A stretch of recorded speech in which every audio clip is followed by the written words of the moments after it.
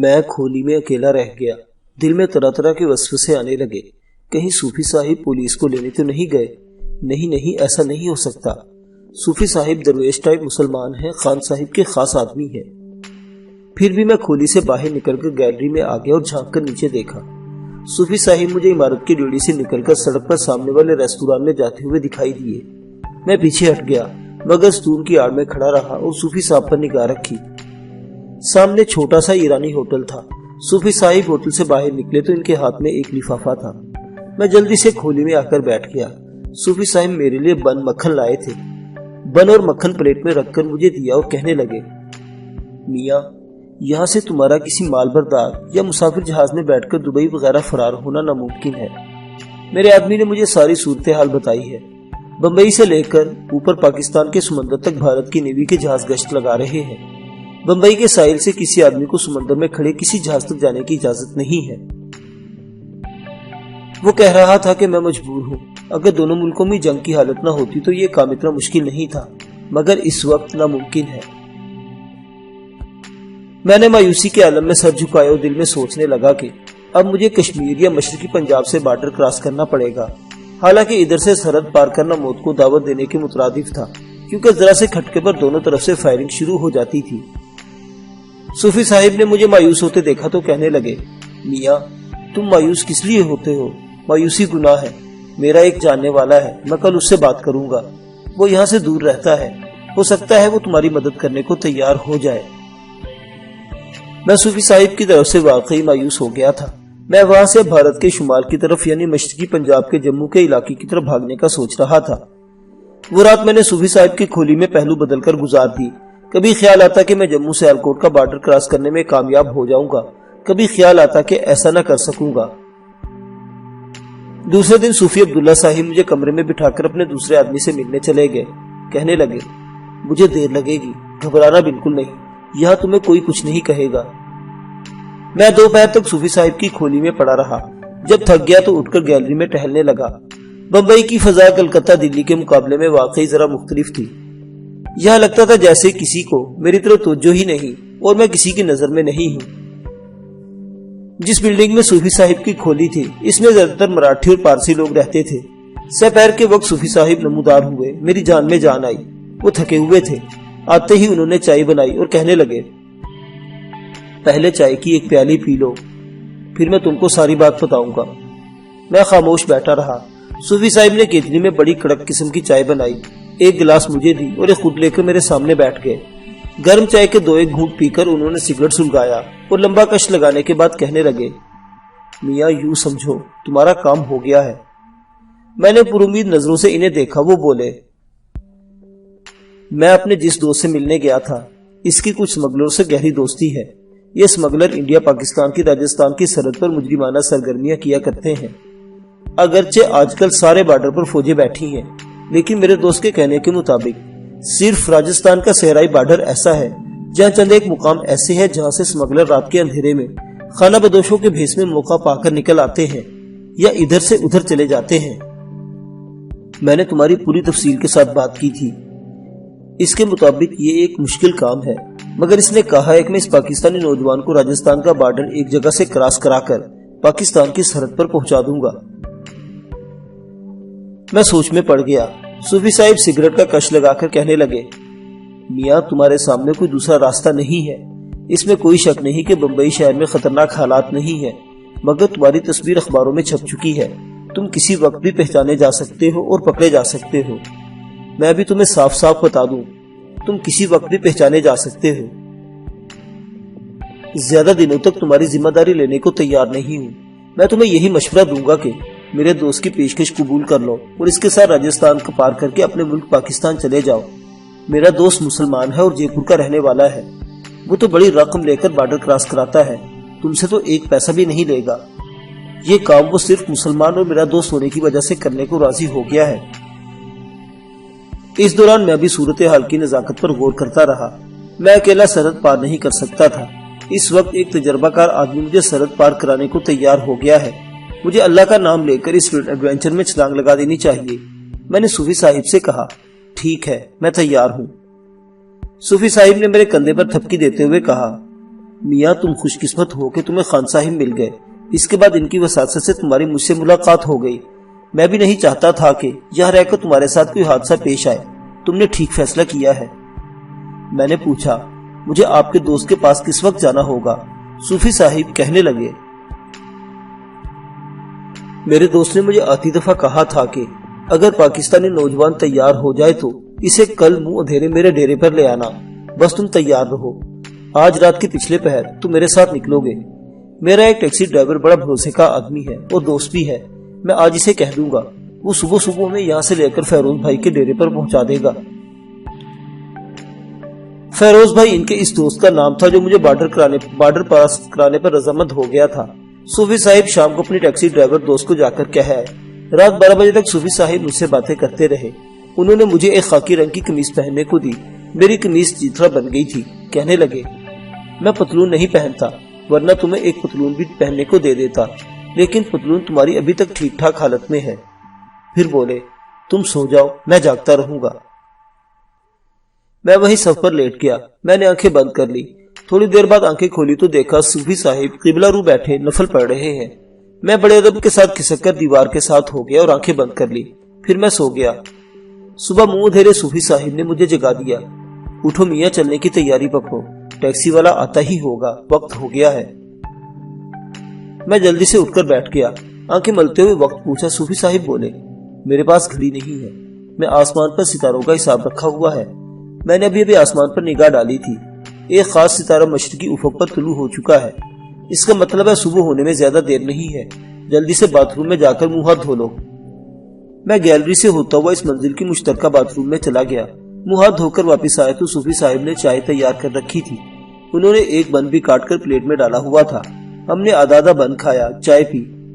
وہ بھی سگریٹ سلگا رہے تھے کہ نیچے ٹیکسی کے انجن کی آواز آئی۔ رحمت علی آ گیا ہے، یہ میرے ٹیکسی دوست کا نام ہے۔ انہوں نے گیلری میں سے جھانک کر دیکھا، واپس آ کر بولے رحمت علی ہی ہے، جلدی آؤ، اب نیچے چلے۔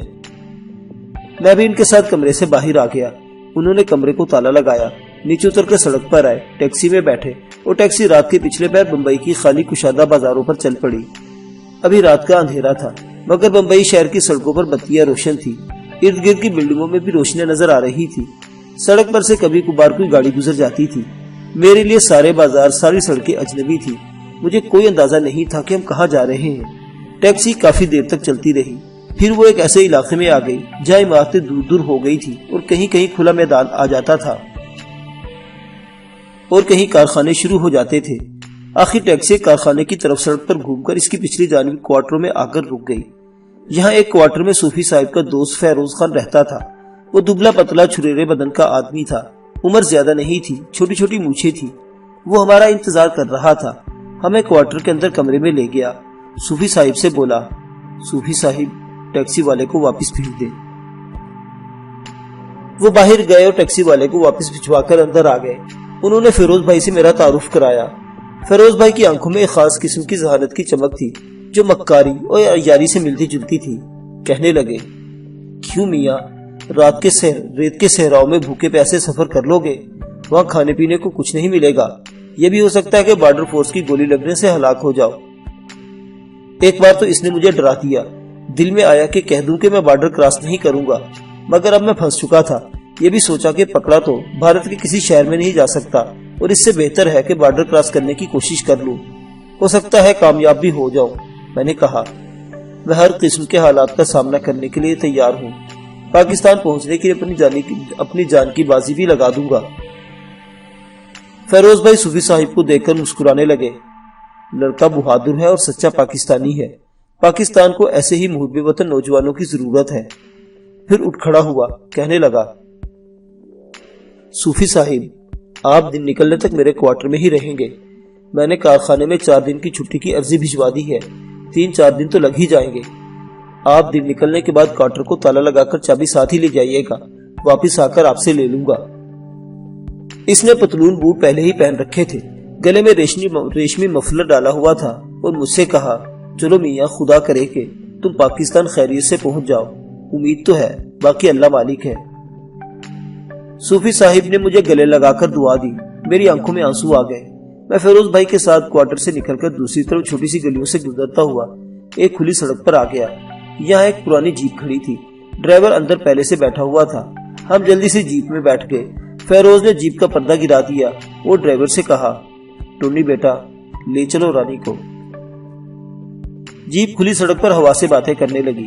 کوئی آدھ گھنٹے بعد جیپ ایک روشنی والے علاقے میں ایک عمارت کے سامنے آ کر رک گئی۔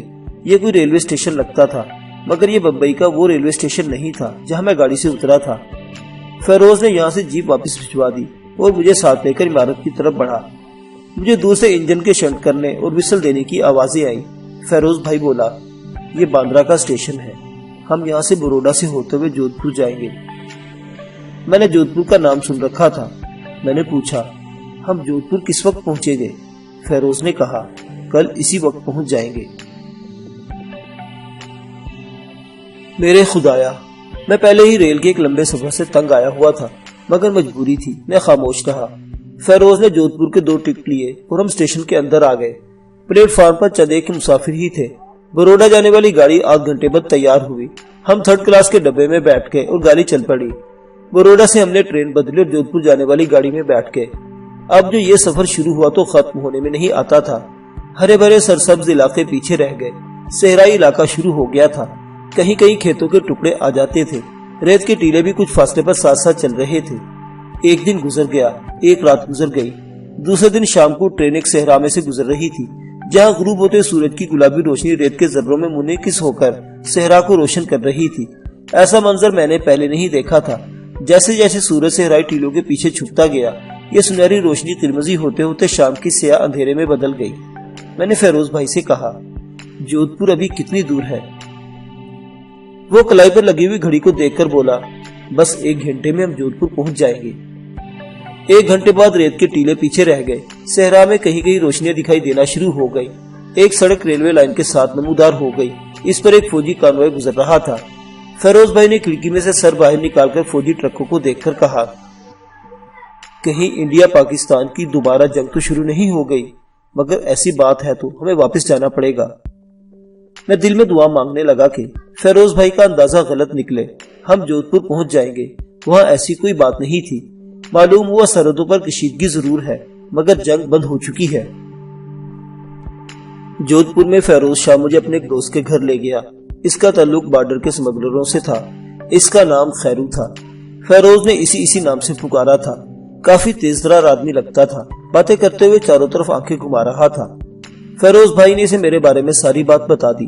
معلوم ہوا کہ وہ فیروز بھائی کا بڑا گہرا دوست تھا۔ کہنے لگا، سرحدوں پر انڈیا نے اور فوج بھجوا دی ہے، کل سے مجھے یہی خبریں مل رہی ہیں، لیکن تم فکر نہ کرو، میں اس لڑکے کو سرحد پار کرا دوں گا۔ فیروز بھائی نے رات کو مجھ سے کہا، میں صبح واپس بمبئی چلا جاؤں گا۔ خیرو کو بالکل اس طرح سمجھنا جس طرح فیروز بھائی کو سمجھتے ہو، وہ تمہیں اپنی حفاظت میں سرحد پار کرا دے گا۔ میں نے کچھ تشویش کا اظہار کیا تو وہ بولا، تمہیں کسی قسم کی تشویش کرنے کی ضرورت نہیں ہے، میں نے تمہیں جو کہہ دیا ہے ویسا ہی ہوگا۔ یہ میرا جگری دوست ہے۔ ہاں، سرحد پر تم لوگوں کو انڈیا کی فوج نہ پکڑ لے، کیونکہ بارڈر فورس کے بجائے سرحد پر فوج آ گئی ہے۔ میں اس پوزیشن میں نہیں تھا کہ اپنی مرضی منوا سکتا۔ میں نے کوئی اعتراض نہ کیا۔ فیروز بھائی کے پاس اتنے دن میں خیردین بھی آ گیا۔ ہم تینوں ایک کوٹھلی میں بیٹھے تھے، بلب جل رہا تھا۔ خیردین عرف خیرو نے جیب سے پرانے کاغذ پر بنا ہوا نقشہ کھول کر سامنے رکھ دیا۔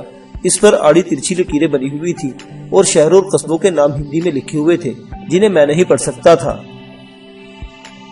فیروز اور خیردین نقشے پر چھپ گئے۔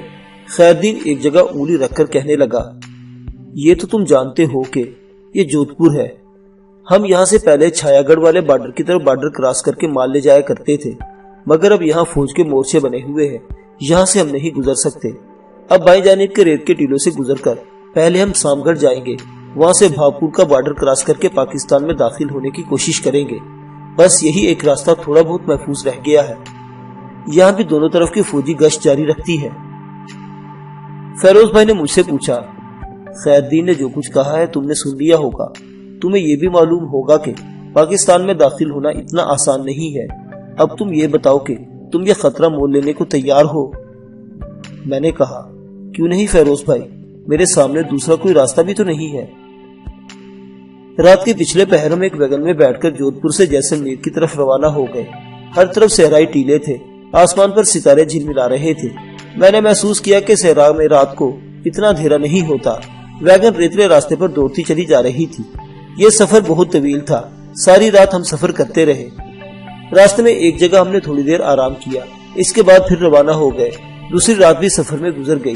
تیسرے دن ہم جیسلمیر پہنچ گئے۔ فیروز بھائی اور خیردین کی یہاں کچھ سمگلروں سے بڑی دوستی تھی، ہم ان کے ہاں جا ٹھہرے۔ یہاں سے فیروز بھائی مجھے ان کے حوالے کر کے واپس بمبئی چلا گیا۔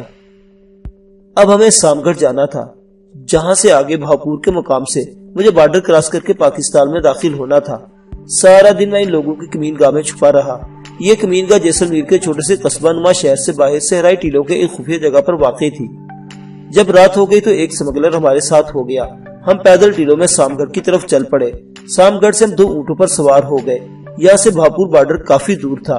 ہم ساری رات اونٹوں پر صحرائی ٹیلوں کے درمیان آہستہ آہستہ آگے بڑھتے گئے۔ صبح ہوئی تو میں نے دیکھا کہ ہمارے چاروں طرف صحرا پھیلا ہوا تھا۔ صحرا میں کہیں کہیں ریت کے ٹیلے تھے۔ ہم نے ایک خفیہ جگہ قیام کیا، کیونکہ خیردین نے بتایا تھا کہ ہم رات کو بارڈر کراس کریں گے۔ بارڈر اب وہاں سے زیادہ دور نہیں تھا۔